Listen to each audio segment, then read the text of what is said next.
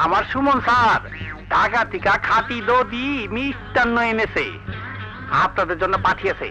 দিলদার একমাত্র স্টার আমি দেখেছি যার কোনো চেঞ্জ ছিল। ও মাত্র অপারেশন করাইছে, হার্ট অপারেশন। খুব চিন্তায় পড়ে গেছে। শুটিংটা বাড়াবাড়ি না করলেও পাবলিক আমার কাছে আশা করে, আমরা চাচা তুই আমার কলারটা ধর, আমাদের চেয়ারে বসা, তুই এটার উপরে উঠ। কয় আপনি আমার মুরব্বী, আমার বাপে কইছে মুরব্বীর গায়ে হাত দিবি না। বাপে তো কয় না পা দিস না। ধুম, এর একটা অভ্যাস ছিল তাস খেলা। দিলদার নিচে, আমি এখানে নিচে শুয়ে রয়েছি। একটু পরে দুইজন আয়া দিয়ে আমার লাথি মারতো। তাস খেলা শুরু হইলো। খেলতে খেলতে আমার সব পয়সা দিয়া যা পায় সব কিনে কমলাপুরে আসলাম। সব নিয়ে আমি হাঁটা দিছি, এই এটা আমার। আল্লাহ সালা, পয়সা তো আমার। আসসালামু আলাইকুম।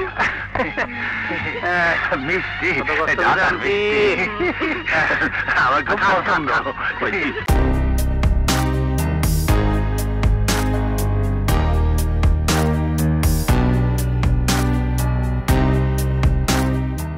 দিলদার ভাই একাধারে হচ্ছে কৌতুক অভিনেতা, হ্যাঁ, নায়ক হিসেবে উনি একটা ছবি করেছেন এবং বেশ সফল হয়েছিল চলচ্চিত্রটি।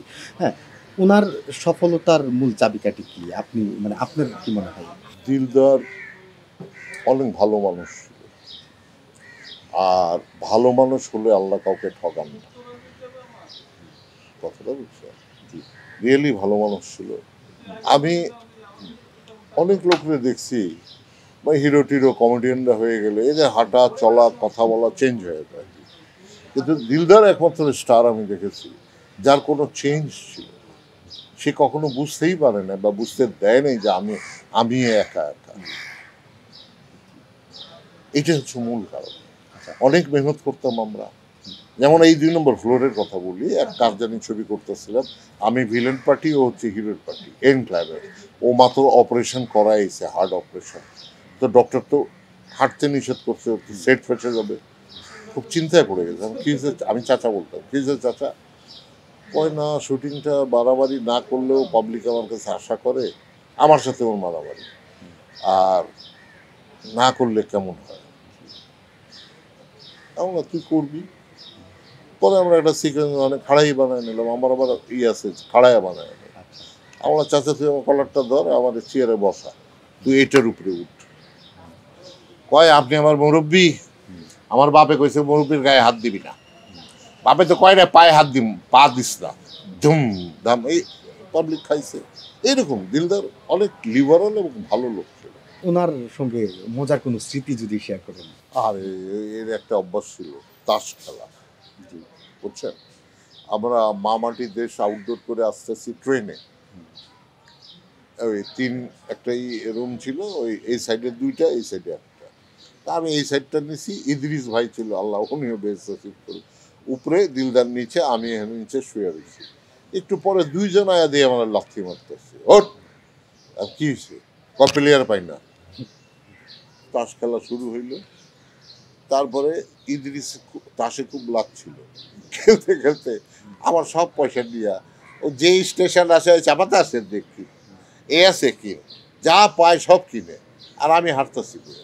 ও আর দিলদার কমলাপুরে আসলাম, নামলাম, আমি কিচ্ছু করিনি।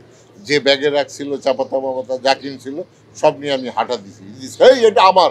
আল্লাহ সালা, পয়সা তো আমার পয়সা দিয়ে তো কিচ্ছু, আমি বাসা দিয়ে গেছি। এরকম খুব খুব মানে একটা জিনিস আমি বলি, মানুষের মধ্যে, প্রতিটি মানুষের মধ্যে একটা শিশু বসে।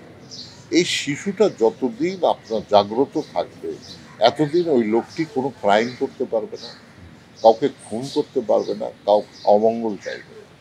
তো ওই সময় বা আজকে ম্যাক্সিমাম কমেডিয়ান, ম্যাক্সিমাম এখন হয় কিনা আমি দেখি না, এখন তো মেশের কারোর সাথে সুযোগ হয় না, তখন আমাদের মধ্যে একটা শিশু বিরাজ করতো দিলদারের মধ্যে।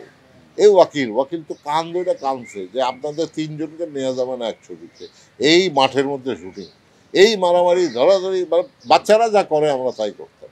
সেই দইটা শর্ট নিতে পারতো না। সে কইতো না রে ভাই, আমি আর আপনাদেরকে এক লগে দিব না, আলাদা আলাদা দিব।